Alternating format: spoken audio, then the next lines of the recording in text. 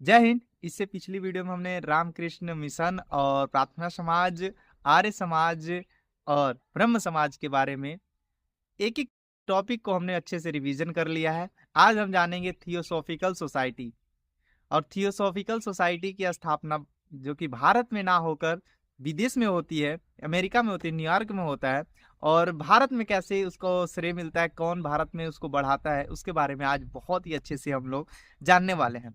अगर आप पहली बार आए हैं तो पहले जाकर आप पिछली वीडियो को देखिए, तब आपको चीजें समझ में अच्छे से आएगी। यहाँ पे रिवीजन क्लास चल रहा है जो हर एक एग्जाम के लिए क्या होगा, इंपॉर्टेंट होगा। चलिए हम पिछले टॉपिक से जो हमने बताया है वहां से कुछ क्वेश्चन पूछ लेते हैं।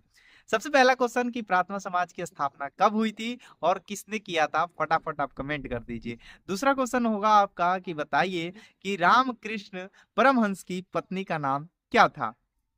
स्वामी विवेकानंद ने स्वामी विवेकानंद ने वेदांता सोसाइटी की स्थापना कहाँ किया था और कब किया था। तीन क्वेश्चन। चौथा क्वेश्चन होगा कि रामकृष्ण मिशन की स्थापना किसने किया था और कब किया था। और लास्ट क्वेश्चन होगा कि 12 जनवरी को हम कौन सा दिवस मनाते हैं। इन सभी क्वेश्चनों का आंसर आप कमेंट करेंगे और देखते हैं हम कितने लोगों का सही होता है। जो जिस लोगों का क्वेश्चन सही होगा, आंसर सही होगा, मैं अगली वीडियो में उसके बारे में जरूर बताऊंगा। ठीक है, चलिए स्टार्ट करते हैं। थियोसॉफिकल सोसाइटी की स्थापना 1875 में 1875 में न्यूयॉर्क में होता है।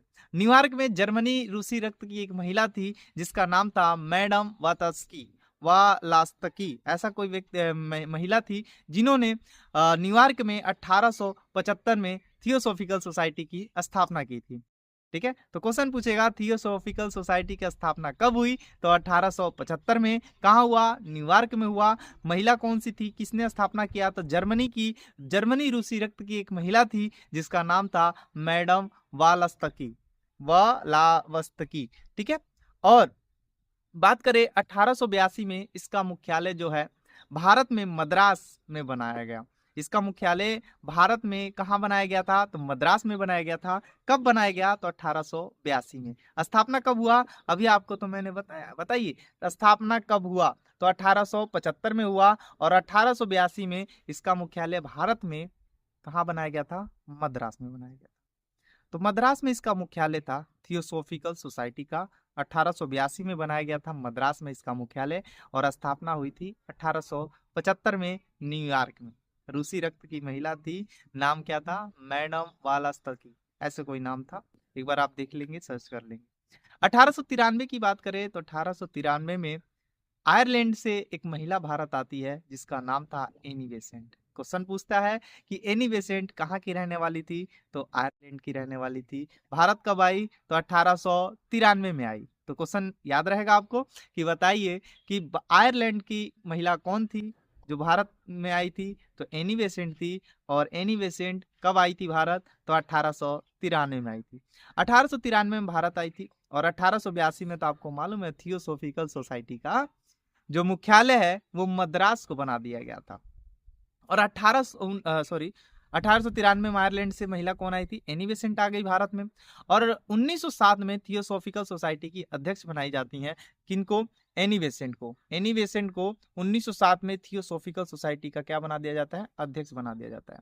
और भारत में थियोसॉफिकल सोसाइटी को लोकप्रिय बनाने का काम कौन करती हैं, तो एनी बेसेंट करती हैं। एनी बेसेंट थियोसॉफिकल सोसाइटी को भारत में लोकप्रिय बनाने का काम करती है। भारत कब आई थी, 1893 में आई थी। और कहाँ के रहने वाली थी, तो आयरलैंड की रहने वाली थी। याद रहेगा आपको, 1893। और 1900 कब, 1907 में इनको थियोसॉफिकल सोसाइटी का क्या बना दिया जाता है, अध्यक्ष बना दिया जाता है। बताइए, एक क्वेश्चन पूछते हैं, बताइए फटाफट, थियोसॉफिकल सोसाइटी की स्थापना कब हुई थी। फटाफट दिमाग में आना चाहिए। थियोसॉफिकल सोसाइटी की स्थापना कब हुई थी। थियोसॉफिकल सोसाइटी का मुख्यालय भारत में कहाँ बनाया गया था और कब बनाया गया था। एनी बेसेंट भारत कब आई थी और एनी बेसेंट कहाँ की रहने वाली थी। और जब ये भारत आई तो इसको थियोसॉफिकल सोसाइटी का अध्यक्ष कब बनाया गया था। एनी बेसेंट की बात करें तो 1898 में इन्होंने बनारस सेंट्रल हिंदू कॉलेज की स्थापना की थी। याद रखिएगा, यहाँ पे ध्यान से सुनिएगा, बनारस हिंदू कॉलेज की स्थापना नहीं बोल रहे हैं, बनारस हिंदू विश्वविद्यालय की स्थापना नहीं बोल रहे हैं हम बोल रहे हैं बनारस सेंट्रल हिंदू कॉलेज की स्थापना। बनारस सेंट्रल हिंदू कॉलेज की स्थापना 1898 में एनी बेसेंट ने किया था। और थियोसॉफिकल सोसाइटी को भारत में लोकप्रिय बनाने का काम किसने किया था? एनी बेसेंट ने ही किया था। और एनी बेसेंट ने 1898 में बनारस सेंट्रल हिंदू कॉलेज की स्थापना की थी। और यही आगे चलकर 1898 में हिंदू कॉलेज की जो स्थापना हुई थी, बनारस सेंट्रल हिंदू कॉलेज की जो स्थापना हुई थी, यही आगे चलकर 1916 में बनारस हिंदू विश्वविद्यालय के नाम से जाना गया।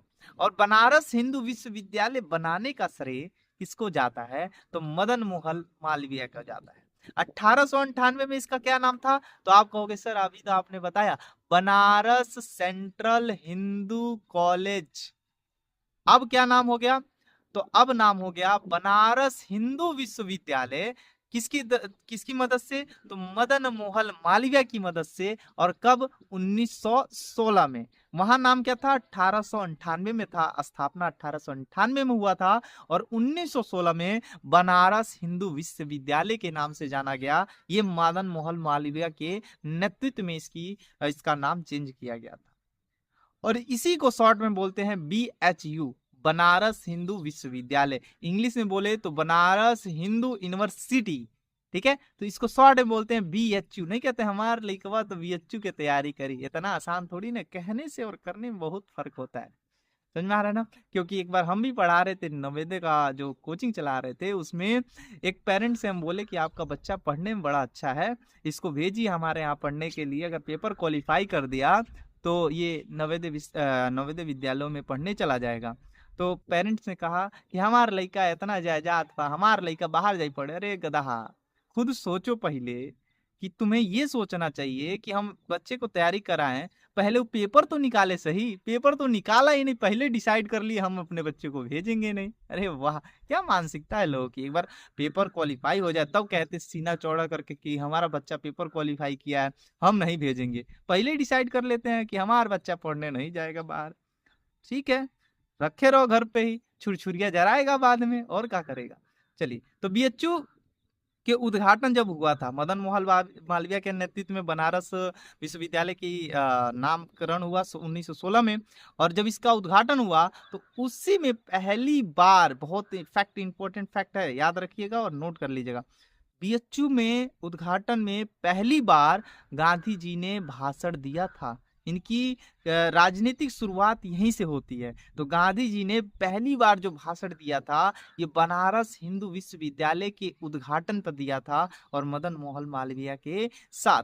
यानी कि पहली बार महात्मा गांधी ने BHU के उद्घाटन में भाषण दिया था। आपको याद रहेगा कितना इंपॉर्टेंट फैक्ट था। चलिए एक बार फटाफट रिवीजन करते हैं।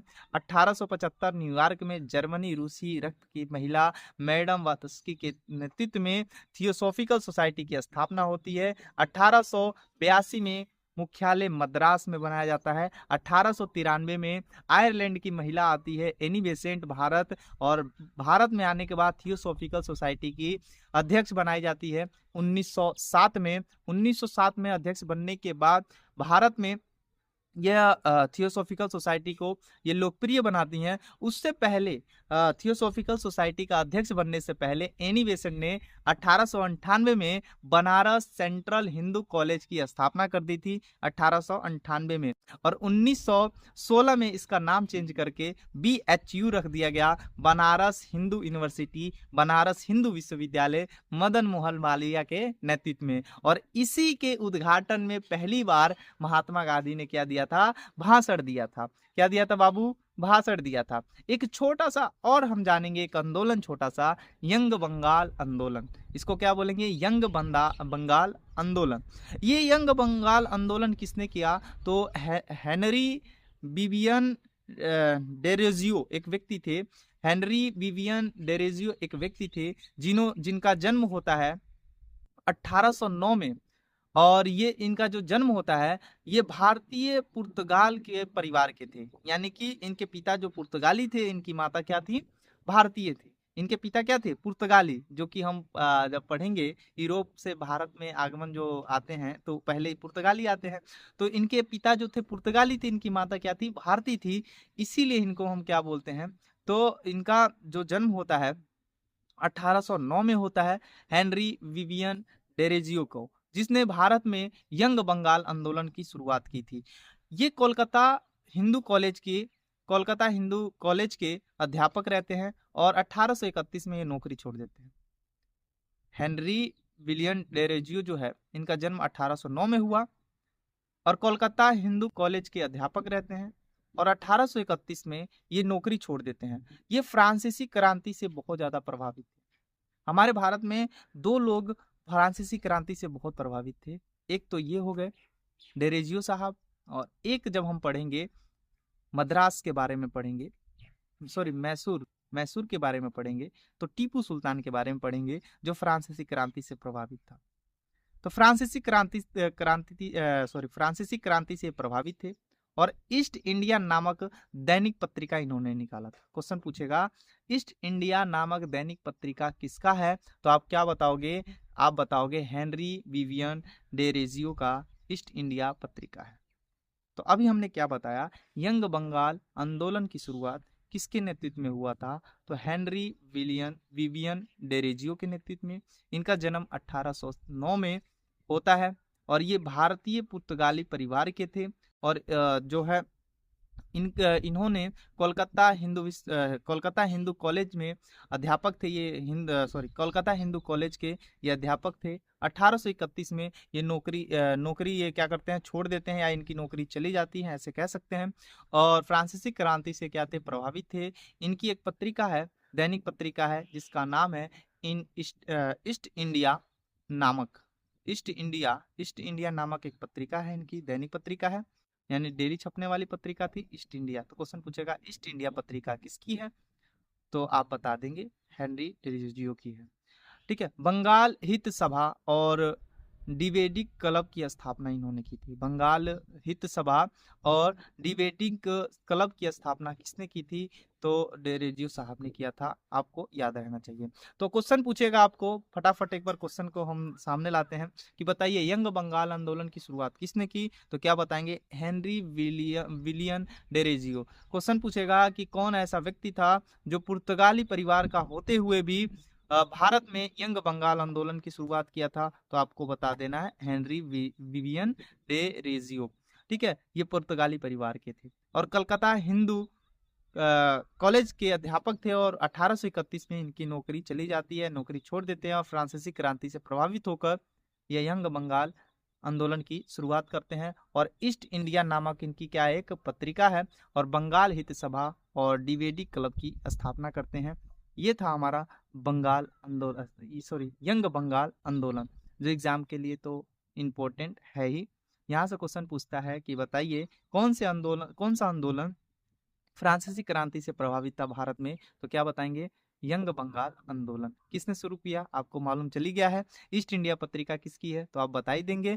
बंगाल हित सभा किसने स्टार्ट किया था, या डिबेटी क्लब किसने स्थापना की थी, तो आप बता देंगे। और 1831 में इन्होंने नौकरी छोड़ी थी, ये भी चीजें आपको बता देना है।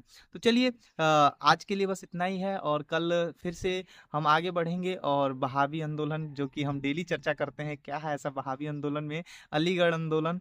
और अलीगढ़ आंदोलन जब हम पढ़ेंगे तो इसी में देखेंगे क्या कहते हैं, मदरसा इंटर कॉलेज, जो कि हमारा अलीगढ़ यूनिवर्सिटी है, अलीगढ़ मुस्लिम यूनिवर्सिटी है, उसके बारे में भी जानेंगे, कैसे उसकी स्थापना होती है, कैसे कैसे क्या सिस्टम था, सब कुछ। तो इसको आप नोट करते हुए चलेंगे। तो बताइए किस कॉलेज के उद्घाटन में महात्मा गांधी ने पहली बार अपना भाषण दिया था, बताइए। बनारस हिंदू विश्वविद्यालय की स्थापना कब हुई थी, बनारस हिंदू विश्वविद्यालय की स्थापना के समय कौन थे, बताइए फटाफट। अब बताना है आपको, बनारस सेंट्रल हिंदू कॉलेज की स्थापना कब हुई थी और किसने की थी। भारत में थियोसॉफिकल सोसाइटी को लोकप्रिय किसने बनाया था, थियोसॉफिकल सोसाइटी के अध्यक्ष भारत में कब एनी बेसेंट को बनाया गया था, एनी बेसेंट कहाँ की रहने वाली थी। क्वेश्चन, ये सारे मेरे क्वेश्चन है जो एग्जाम में ऐसे पूछे जाते हैं, ठीक है। तो देखिए, पढ़ना ये गुण नहीं होता है। अगर आप पढ़ने के दौरान क्वेश्चन बनाना सीख गए, तो आप समझ लिए बहुत 30 मार खाए। क्वेश्चन बनाना आना चाहिए। अगर आप क्वेश्चन बना रहे हैं, तो क्वेश्चन कहाँ छूटने वाला है। तो जय हिंद, आज के लिए बस इतना ही। कल हम फिर से बात करेंगे 5 क्वेश्चनों पर। तो आज का जो मैंने 5 क्वेश्चन दिया, इसको कमेंट करके आप बता दीजिए इसका आंसर क्या होगा। जय हिंद।